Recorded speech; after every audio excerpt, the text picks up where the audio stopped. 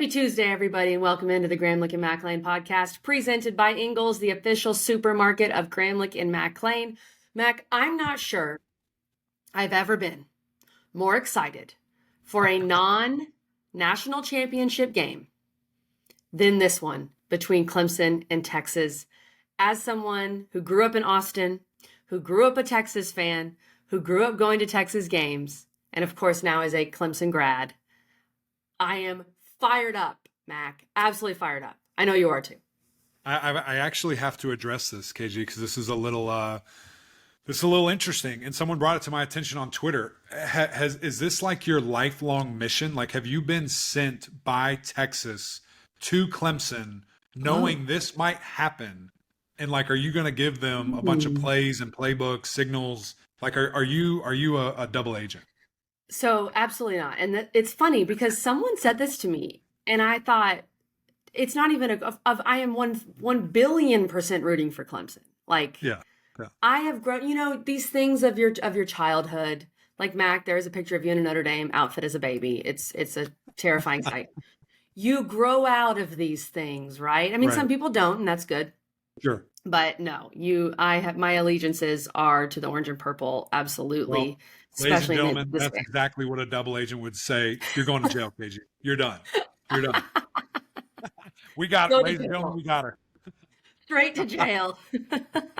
I'm joking. Well, I'm excited. I'm excited. This is awesome. This is one of those things, Kelly, that like you hope for and pray for with this expanded playoff. The brands that have never playing.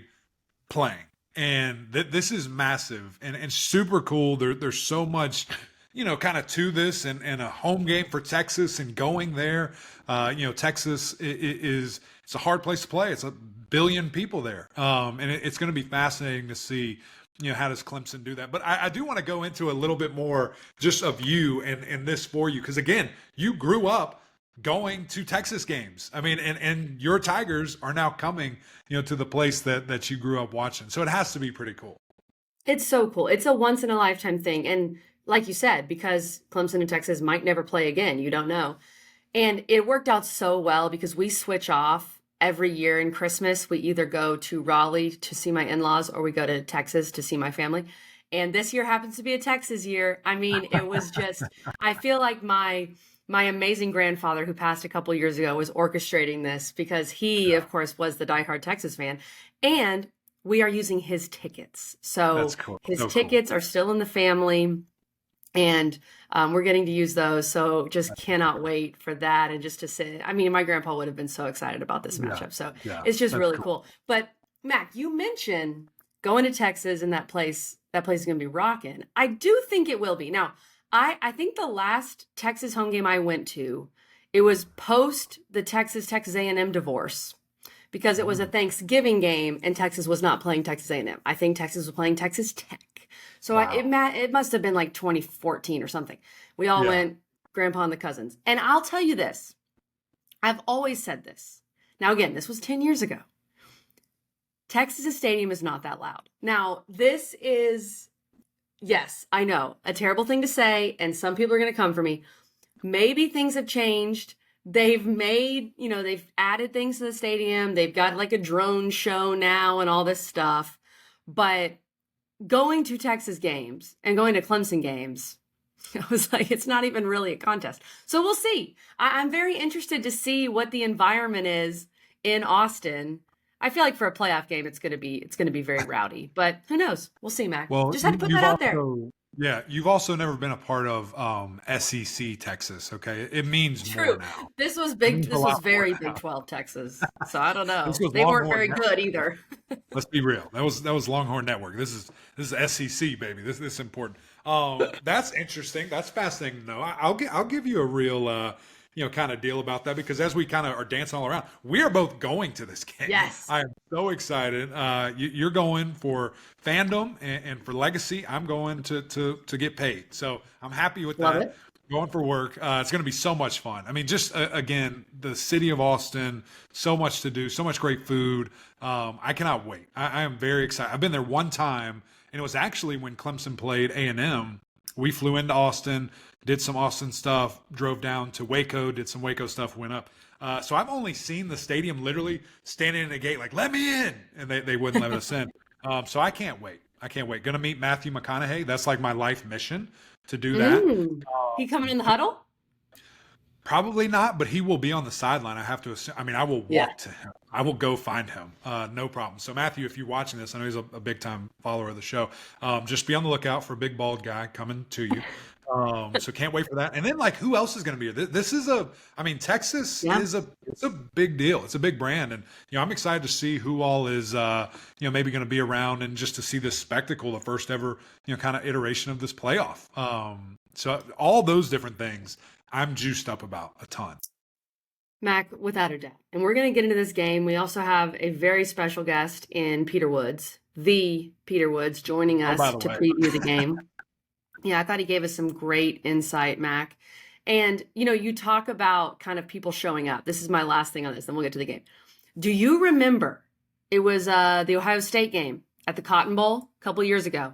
George Strait walked in there in a Clemson hat. Yes. If George Strait, because I'm pretty sure George Strait is an Aggie, that's where his allegiances lie. So if he walked into DKR in a Clemson hat, you talk about you going to find I'm probably getting. I'd bring you down. Mac, I think I'm getting arrested. Like the way that I am going to try to storm the field to go find George. You'll look over, you'll say, "Oh, there's my podcast host. She's in handcuffs. She's being taken out of the premises." Like that's what's going to happen. If George shows up in a Clemson hat. Can I, first of all, I met George there at that game. Got to talk to him. I know. And I don't know if you remember this or not, or if you just know, and I hope this doesn't kill it for you. Jacob and George Strait are the same height. Like they would have a conversation eye to eye. I don't know if you knew that or not. Yes, I'm aware. And Jacob is not tall for his age, so that tells you a lot. That tells you a lot, Mac. Okay. Mac has been traveling all week. You'd have to squat to talk to him. Yeah, especially you. Mac has been traveling all week, so this has been kind of our catch up, and I hope you guys enjoyed that. But we need to get into this game, and let's talk number 12 Clemson at number 5 Texas. Texas an 11.5-point favorite, 4:00 Eastern, so 3:00 in Austin, Saturday on TNT/Max. Mac. So there's that part of it there. When I just look at this game big picture, I think there are a few storylines that really just pop out. First and foremost, Mac, I would say is the Texas defense. The Texas defense is the best, if not one of the best in the country. Their pass defense is elite. They, even in their losses to Georgia, it's not because of the defense. It's not because they gave up a bunch of points. Their defense has been really good. And so you pair that with a Clemson team that has looked solid offensively. They've had some great games, some games kind of, scoring in the teens, scoring in the 20s. The main thing too is that Clemson lives on big plays, right, Mac? They're not exactly, we're going to get 5 every down, especially with Maffa. Perhaps, we'll see what Maffa's status is. Texas does not allow big plays. So that's kind of the first thing I look at. Plus the whole storyline of Cade Klubnik and him coming back to Austin. He's from Austin, went to Westlake, which is like 20 minutes from DKR.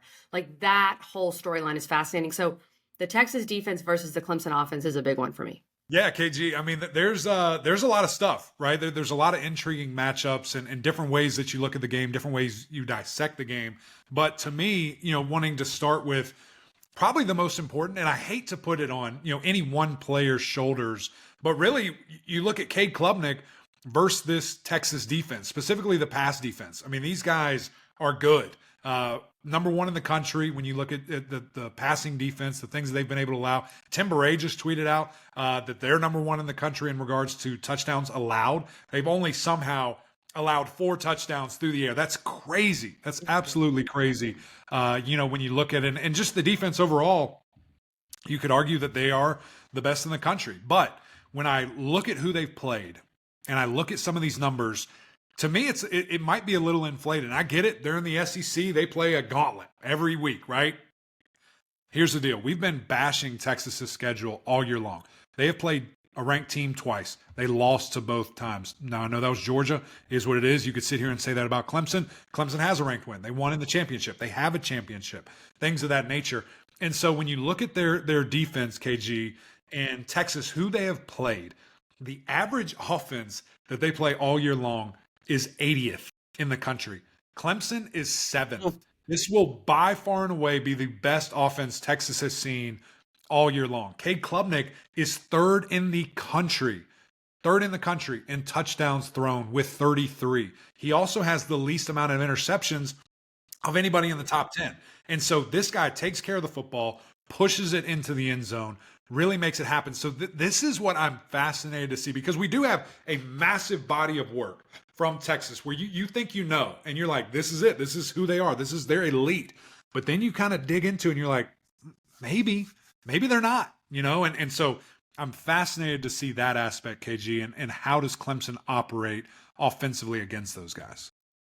Yeah, that's really interesting, Mac, because you just think, oh, SEC schedule, but I think we all know that Texas did not play the toughest SEC schedule, and not every conference schedule is equal, because more specifically now than ever, because we have all these teams. Like, think of the SEC schedule Texas got versus the SEC schedule Oklahoma got. I mean, it's night and day, and of course they both joined at the same time. But yeah, I think just the way the quarterback matchup here, Cade Klubnik and Quinn Ewers, who are both from Texas, played in high school a few times, know each other really well, same class, all that good stuff. You could say Ewers, I would say so far he's had the better career because he's gotten to a playoff, and what he did last year was tremendous. But this year it feels like he's taken a little bit of a step back. He's dealing with a high ankle sprain, so that's something to keep an eye on. At times, I forget what game, but it was earlier in the season, Sark went to Arch Manning.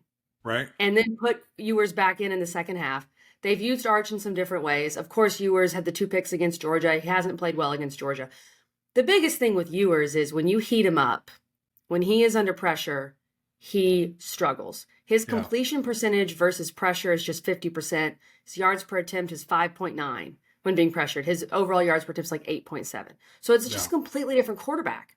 And that's why, we have Peter Woods on the show, Mac. We're going to talk to him later in this episode. That's the other kind of big factor to me. For Clemson to be in this game and potentially win the game, they have to get pressure on Quinn Ewers, like significant pressure. They've got to be in the backfield. And what a time for Woods and Parker and Sammy Brown and these guys to be playing, I would say, their best football of the season. Right. I totally agree with you. And I think it's, it's one of those things, if you see how Georgia was able to do stuff with stunts, movement, operating differently on getting guys in the right spot. I'm fascinated to see what their approach on that side of the ball is too. And again, are you going to try to, bring a lot of different pressure with exotic looks? Last week or 2 weeks ago in the ACC championship, they were able to get home or to affect Kevin Jennings with just the defensive line. So, very different, animal that you're going against. I think Texas's offensive line is one of, the best in the country. So are you able to do that? Do you have to dial up a bunch of stuff, to get it going? That's what, I just can't wait to see. How does it do? And then just stacking up with, the speed and the guys that they have. Clemson, I think, very much well-versed and ready for that. Texas, similar thing, but how are they going to, handle that type of deal there? And you'll hear this from, Peter Woods here in a second. Can Clemson play 60 minutes? Like that's pretty much my biggest, thing that I'm looking for. And how can they harness that? Because when they have been great, man, they look really, really good. And when they're bad, they're atrocious. They're giving up, 300 something yards to Citadel. So the good thing is that the Texas offense doesn't really hang their hat on running the football. It's not maybe the best thing that they do, but they're gonna force the issue. I mean, they're gonna do what they have to be in this game. And we know Clemson's defense has struggled against the run. They've not been good against the run pretty much all season. Now, I will say a lot of what's hurt Clemson has been running quarterbacks. Now, you can think back to Isaac Brown. He hurt Clemson when they played Louisville. But Sellers, Jennings, I mean, these are guys that Clemson has struggled with. And that's not Quinn Ewers. Like, he's not going to beat you with his mobility. The other question in this game, Mac, I think this is a big question for both teams. Which team can be the least one-dimensional? Basically, which team can rely on their passing game the least? Texas is coming off a game against Georgia where they had 31 yards on 28 carries. They could not run the football. Clemson has been able to run the football a lot better throughout the year. However, Phil Maffa has a torn labrum in his shoulder. And I mean, I get that you don't run with your shoulder, Mac, but you also kind of do. Like Right. it's a whole part of what you do. And of course, as a running back for like him, you're leading with the shoulder, that kind of thing. And then of course, Jay Haynes, I mean, I assume he's out He's for out. the rest of the year. Like that looked brutal. And Yeah. that's what really stinks for Clemson, Mac. Even with Maffa's issues, I would feel so much better if you had a healthy Jay Haynes. Like that's what the national media isn't talking about, because I've listened to a lot of this stuff. They're saying, oh, Maffa's beat up. But no one's saying, oh, Clemson lost their number 2 running back who blew out his knee against SMU. And hey, Right. that might be a big factor too. Like I'm not really hearing that from people. Yeah. Well, and I think the reason why is just because it's so loaded production wise on Maffa. It would be probably a bigger Right. deal, if a guy like that has, 100 or so But carries. knowing that Maffa has been banged up Correct. for a few games now, like, Correct. yeah, Correct. So, but I agree with you. It's a massive deal. I'm just, kind of saying why maybe national people aren't paying attention. They click the stat sheet and see, okay, this is the sure. guy, kind of there. And, that's probably the second biggest key, for Clemson, in my opinion, is how healthy is that guy? Because for the last 3-4 weeks, he hasn't looked like anything like what we expect and what we are used to seeing from Phil Maffa in regards to how he runs the football, the physicalness, the effectiveness. I mean, he has been held way in check, but again, he's hurt. It's not like, Yeah. he's 100% here. So, I saw a funny thing where, someone said he's basically just been sitting in a cryo chamber for 2 weeks and they'll let him go, once He has had the 2 weeks. ball's kicked, once he's there. So, I think that's a Oh big my deal. God. How much can he go? How much can he relieve and take away the stress of, potentially having to throw it every play to stay in this thing. So that's a huge deal. It really is. And, I think the big boost of confidence that came from the kicking game, last week, having a weapon, like that. I keep saying last week, this was 2 weeks ago, but, Yeah. in the looking at it and at the grand scheme of things, that is a big deal. Having that where you have that confidence, you've had a game winner, things of that nature, you're like, okay, like let's do this. Let's get it done and make something happen here. You heard that from Peter Woods. You Yeah. heard kind of that confidence from him, and we're going to get to that interview. You've mentioned keys. For me, it's Clemson can't be one-dimensional. You have to run it. Now, whether that's Maffa, whether that's Keith Adams, whether it's Klubnik, right? Like, you've got to keep them somewhat honest, especially with how good their passing defense is. You got to get pressure on Quinn Ewers. You have to. And then I think, and we talked about this one with Peter, you have to win the turnover battle. To me, Yeah. there is no way on earth that Clemson goes to Texas and wins this game without winning the turnover battle and maybe winning it significantly. Right. To me, that has to happen, Mac. I agree with you, and I think that you're well versed to do that because when you look at You've how been you doing it take all the year. ball away, that's what, and you protect the ball, all year for a majority, of these games, and what you've done. And Texas does not. They will give it away to you. They will hand you that football. And when it looks at turnovers lost, they are 113th in the country. Yeah. They're going to put it on the ground. They're going to throw it to you. Things of this nature. So you're right. I mean that could be a huge piece. And again, that takes the crowd out of it, which you said isn't great anyway. And it makes it much more manageable from looking at that standpoint. I would say the other key defensively for Clemson, just because we haven't touched a ton on, just all the different aspects. Peter will here in a second. It is also negative plays, like getting in the backfield, causing chaos. Texas is bad at allowing those per game. They, again, ranked in the hundreds in regards to tackles for loss allowed per game here. So if you can get them behind the sticks, if you can get them in known passing situations, and then like you said, swarm Quentin Ewers and muddy up the water so he doesn't know what he's looking at, there's a shot. There's a real shot. So we'll see, KG. I am so excited for this game. I cannot wait to see it. Absolutely cannot wait. I think when we look at the number here, and I guess it could change before Saturday, we're recording this on Monday. I lean Clemson plus 11.5. Now, if you said, Kelly, you have to pick a winner, I'm going to say Texas wins, but I'm going to take Clemson to cover. Okay. Mac, can I tell you what my main concern is? Yeah. My main concern is the running game for Clemson. Sure. Obviously, I think that's number one.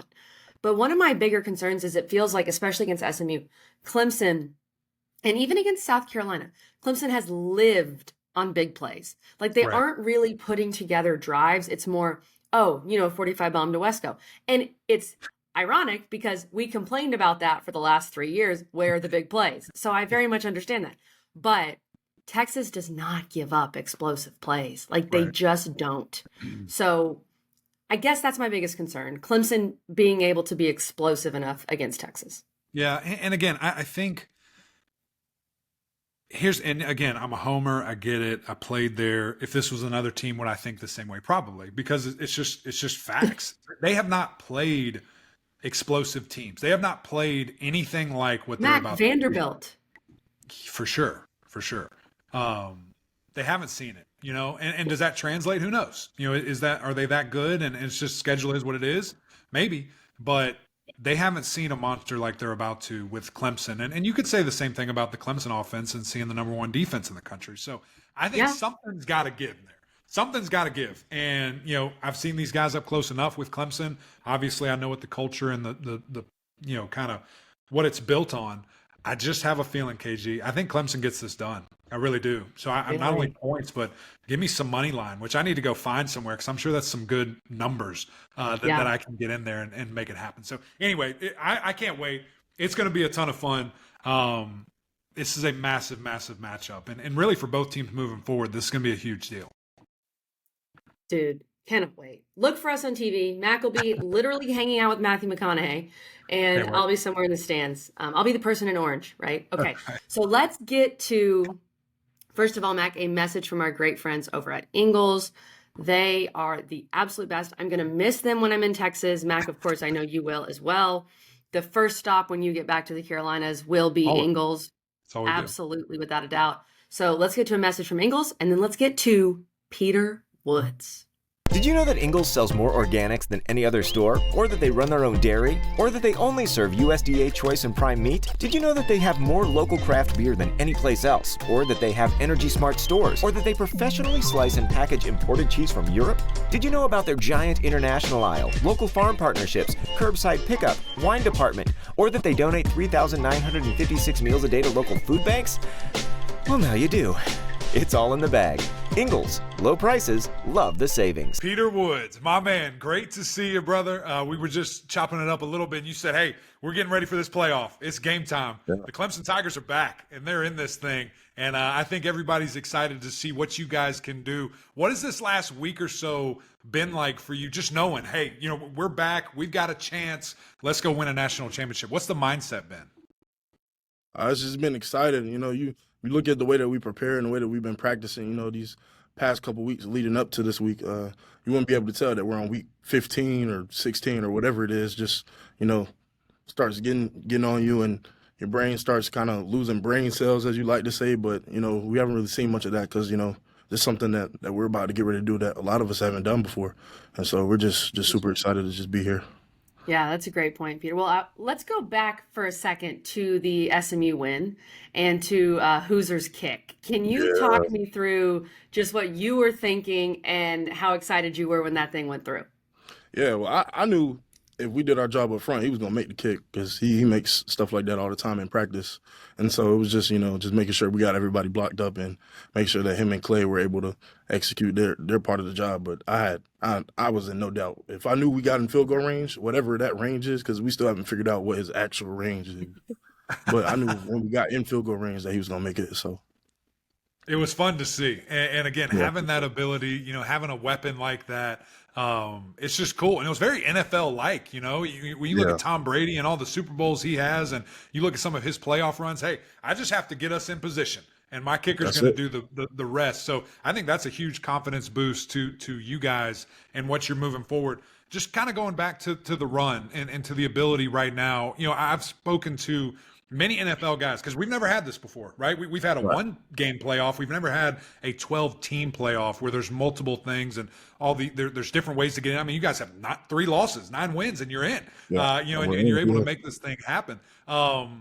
In regards to the mindset of this is a whole new season, what has kind of either the messaging been from coach or the messaging from yourself, to your D-line and to your defense? What has that been like?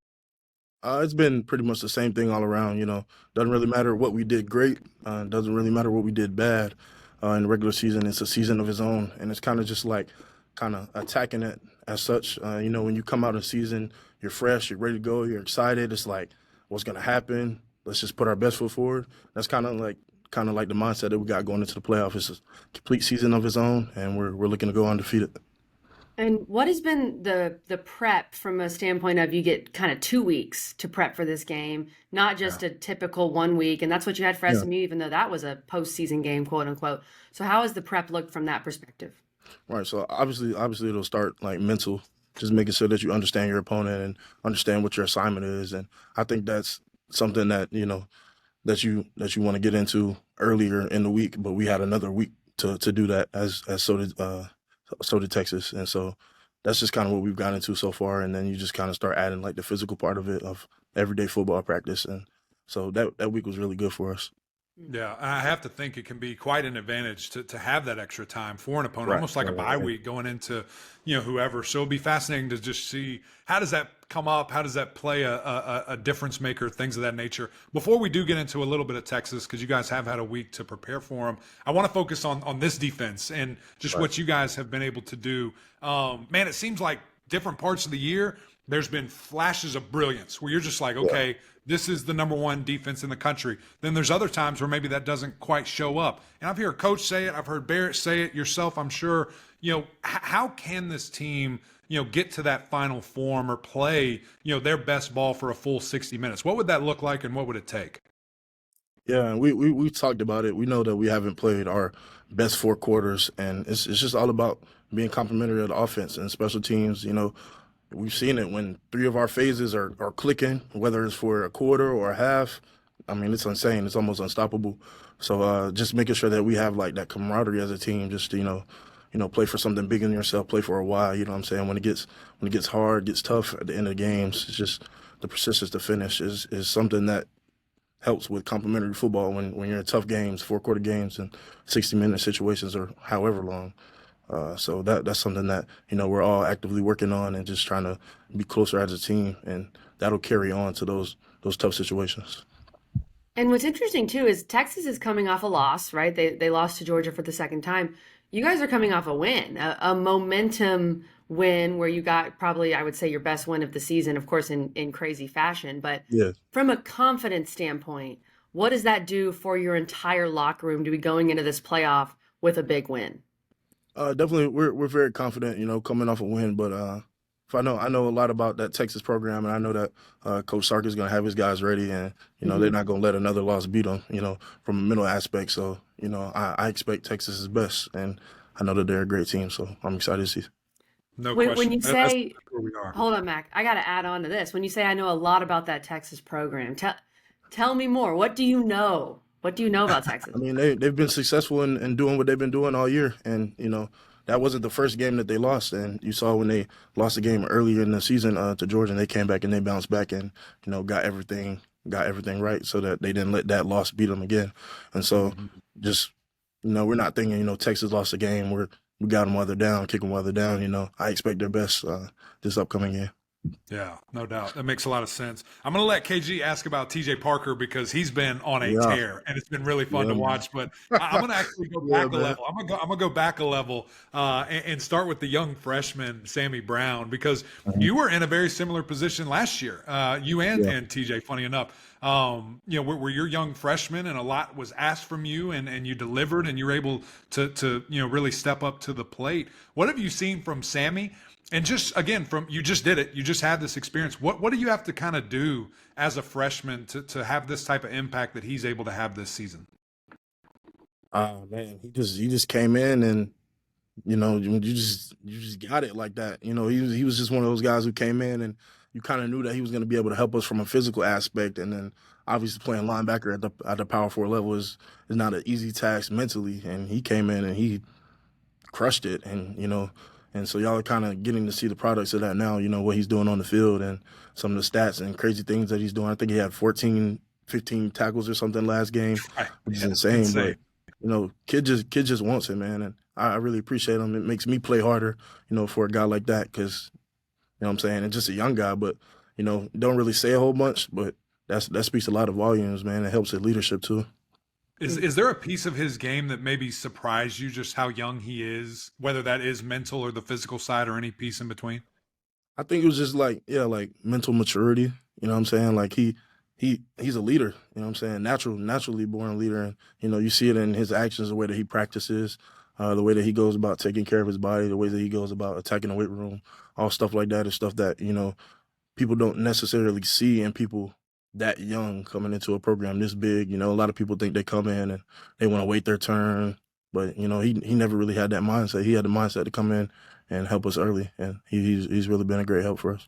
Yeah, he's done that, I would say for sure. And what about TJ Parker? I mean, a guy who, especially in November and into December, he's played his best football. The Pitt game, he was a monster. You're smiling. I feel like you two have a really good relationship off the field. Tell us more about TJ and the growth you've seen from him.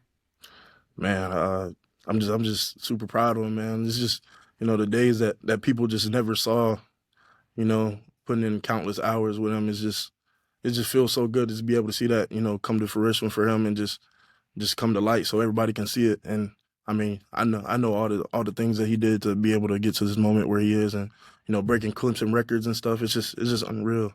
But it's more fun to go out there and play with him. You know what I'm saying? Just complimenting off each other and knowing that if I do my job, I know the person on the other side is going to do their job, and so it just makes everybody play better and keeps us in a wrap together. So, I really enjoy playing with him and the off the field moments that we have together too. Yeah, it's a lot of fun. I can see that in your interactions on social media, going back and forth. A couple of Alabama boys in Clemson, Man. South Carolina, having a good time here. All right, let's get to Texas, because I know we got to get you out of here, and we're grateful for your time. I'll start up front, man, because that's who you're going against every single play. These guys for the Texas offensive line are good. I think there's some things that you guys can look to take advantage of. But what have you seen from them on film a week in here?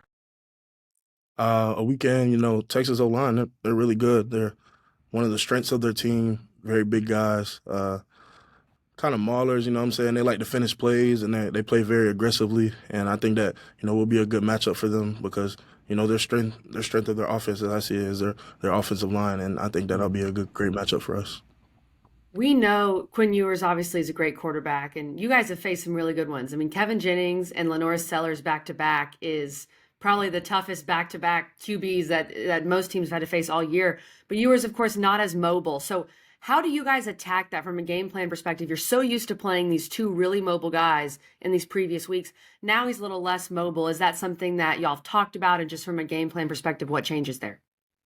Not necessarily from a game plan perspective. Quinn, he's a quarterback of his own, and so we just kind of treat him as such. And he sees different defenses at a higher level than most quarterbacks. It's something that has had him highly sought after since he was coming out of high school. Just being able to see defenses at that rate. So just making sure that we're sound on all three levels is going to be important for us on defense. And that's as far as like scheming up for a quarterback as we can get. Will you be paying attention with Arch coming in with different packages? Oh, yeah. Is there maybe a tell like, hey, okay, this is probably going to be a QB run? How do you do that when a guy like that of that nature? I know it's a little bit different because he's a quarterback, but when that happens, what are things that you guys are looking at, or what can you expect? Yeah, we know when 16 comes in the game, and there's nothing necessarily wrong with 3 that, any football player with any types of football sense is going to raise an antenna. And so that's definitely something that that we've been looking at and been working on. And maybe if they're in the game together or whatever, weird stuff may happen because of, because of his dual threat ability. So we've definitely been looking into that. Yeah, by far the most athletic Manning I've ever seen. Yeah. When you compare him to Yeah. his uncles, right? It's like, how did this happen? His competition, Yeah. That's right. Yeah, he can get after it. Yeah. Okay, can you give us a few keys that you have, Peter, for just from a defensive perspective? Y'all, one thing I'm looking at in this matchup, you guys have been great in the turnover margin. We know that's going to be huge. I mean, if this defense can get a turnover or two in Austin, that could be massive. Right. That's probably my number one thing.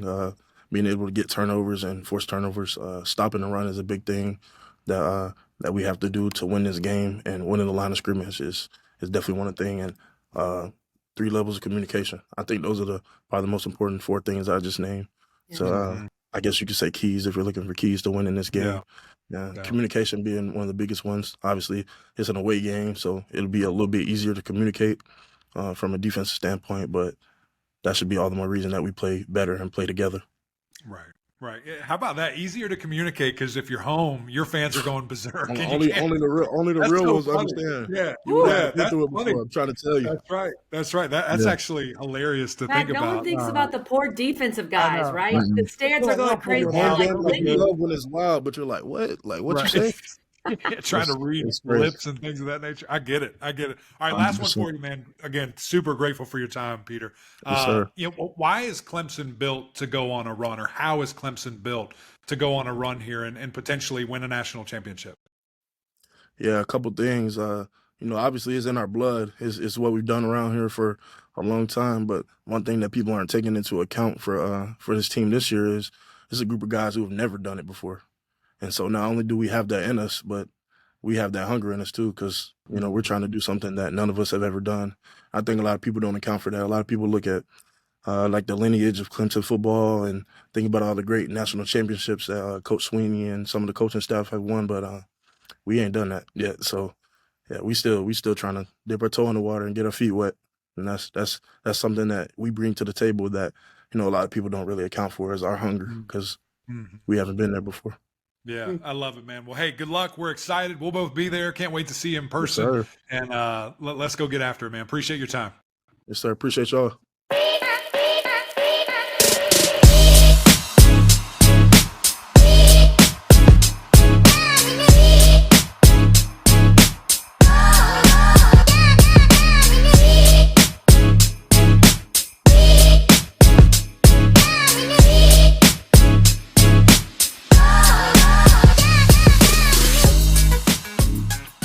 Thanks again to Peter Woods for joining us on what we know is a very busy week. And I loved his backdrop, Mac. I love that massive plant. Yeah. If that plant is I think that was bigger than Peter Woods. I think that was the podcast room for Clemson football. Yeah, so it probably has some nice fake plants. I mean, I love fake plants. I'm a big proponent of fake plants. And it looked pretty big because it was making Peter Woods look kind of small. Mac, we also are rocking our Roback today. We've had so much gear coming in from our great friends over at Roback. This is Roback. You can't really tell because a lot of the women's stuff doesn't have the logo. The logo's down here, but I love this. It's really light. It's perfect for winter in the South. It'll be really good for Texas. So, and Mac, hold on. I ordered one of their dry fit hats, and I love a dry fit hat. Absolutely love it. This is so comfortable. So don't forget about their hats. That's my message. Whatever it takes.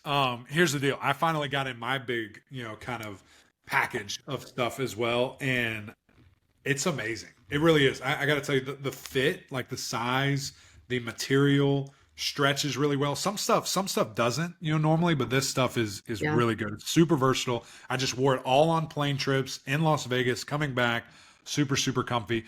And just to me, it's the different stuff. Like this, what I'm wearing is more of like a soft cotton. Super nice, very versatile. And also they have, kind of that moisture wicking, dry fit. Think of that type of material too. That's really, really good. So I love the variety of everything and how, again, there's so much different things that you can get. Go check it out. You'll see it everywhere on our social media. We're pumping it up. Christmas is like here, guys. So I don't know if you can still get shipping in right now. Hopefully you can. Go check it out. Use our code GMPOD. We're going to save you 20% there. Just load up. Just take care of everybody's Christmas present, from quarter zips to vests to workout gear, polos on the golf course, to even littles. They have little polos for your tiny humans as well. KG has some of those. They've got you covered, head to toe, men's, women's, everything in between. I definitely got Jacob the Lil Monster Truck polo, and it is adorable. So go check those out, guys. Mac, let's finish up this episode with what I would say is maybe the most important part of the episode. Yeah. And let's look at the Underdog picks for the game. And same code there, by the way, GM Pod. And we you make can it get easy for you guys. We make it easy. Up to $1,000 in bonus cash at underdogfantasy.com. Download the app. Bowl season and playoff season would be the perfect time to start Underdog Fantasy if you haven't already. And if you haven't already, you've really missed out. So that's on you. When you look at these numbers for Clemson, Texas, Mac. The first thing that stood out, you said this, the passing yards for Cade and Quinn Ewers. Cade's number is at 211.5. Now, I know, again, this is the best pass defense in the country. Quinn Ewers' number is at 264.5. What are your thoughts on those?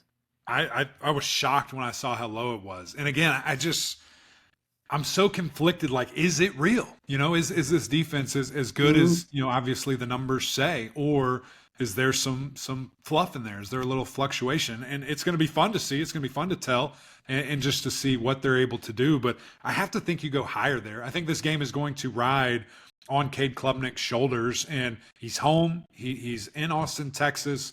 It's a playoff game. He has been exceptional all season long.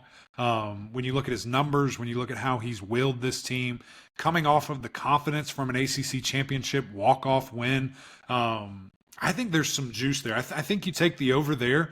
The Phil Maffa number is probably the most interesting to me. Yeah. Like, where do you go? Are you confident, that he's going to be healthy and that he's back? And do you go over the 49.5, higher than the 49.5?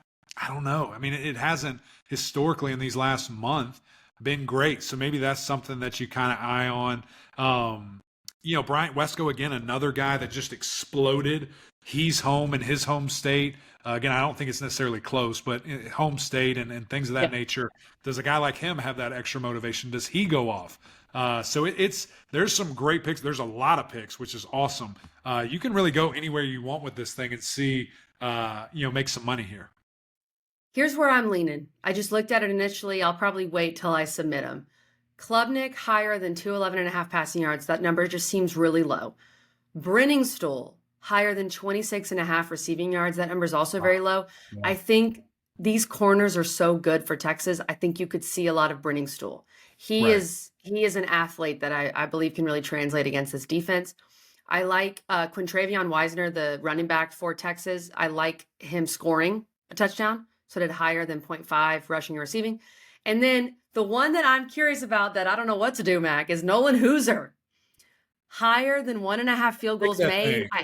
I feel like Clemson's going to need to settle for some field goals at some point throughout the game. And obviously the confidence with that guy is at an all-time high. The weather looks good.